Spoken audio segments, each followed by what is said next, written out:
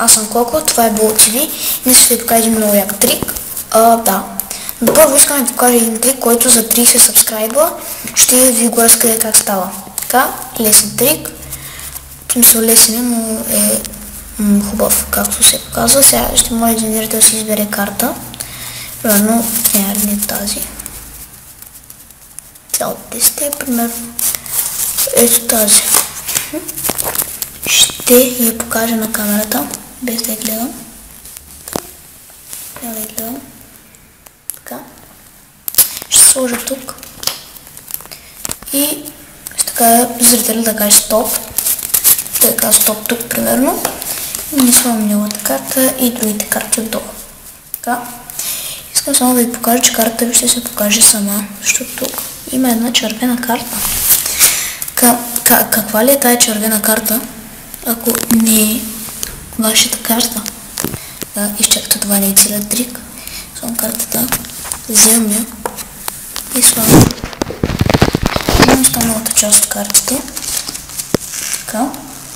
И ще помоля зрител да каже стоп. Стоп. Тук. Добре. Вземе картата и ще покажа на камерата да я гледам. Така. Слагаме някъде или просто горе и цепиме. Така.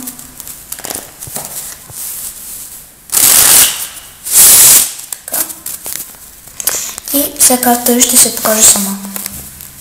Но, както виждате, няма червени карти.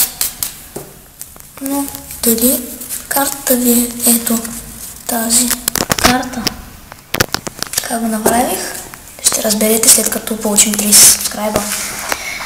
И нека преминем към истинския трик. Мисля, че забелязахте разликата. Използвам червено майсика от 10. И сега ще покажа един много хубав трик, съответно и туториал на самия трик. Ще помоля зрителя да си избере карта. Може би тази тук. Нали нямам зрител, ще покажа на камерата. Няма да я гледам. Добре. Само отгоре и разцепвам тестето. Така.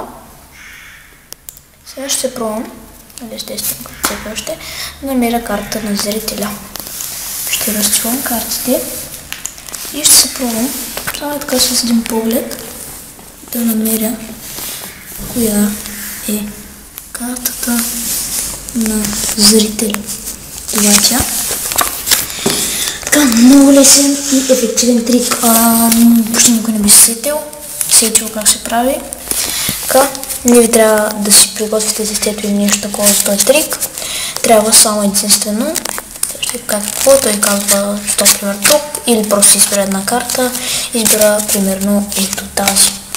Картата е Асо Спатия. Така. Слагате картата отгоре и какво правите? Взимате една част от тестето и виждате каква е долната карта. Взимате другата част и слагате така отгоре. Тоест в тази позиция картите ще станат. Жокера ще е ето така. Картите ще са отгоре. Тоест вие ще търсите къде е жокера. Да, ще вземете. Вие ще търсите къде е жокера. Ето. Ето жокера, т.е. ето карта. Така, за повече ефективно смисъл, ако правите така, може да ви тази, че видя предната карта, защото вие ще продължите и ще я видите. Може просто да направите така. Да погледнете къде е картата и просто ето така да я извадите. Това е лесен трик. Може да добавяте и всякакви такива работи покрай него. В смисъл, може да добавите своя презентация или нещо ето такова, примерно сега цепите карта, нали, горната карта на карта на зрителя, девятка пика, слагам я, цепите и сега просто може да погледнете тестето, да видите девятка пика, къде аз май минах.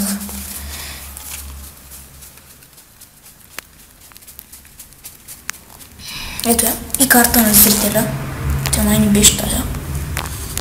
Да, аз не я показвах или не знам, но дай пък от начало просто осмица купа, цепим си, вали пика, Валепика.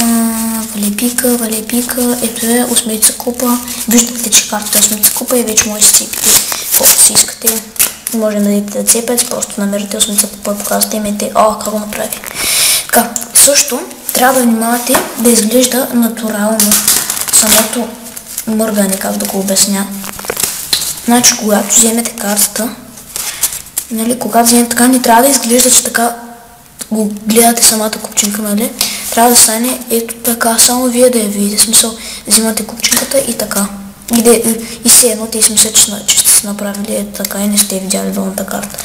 Но всъщност вие просто малко сте я обърнали, малко ето така, докато взимате ето тази купчинка и картата, ще се каро, сега ще видите двойка каро.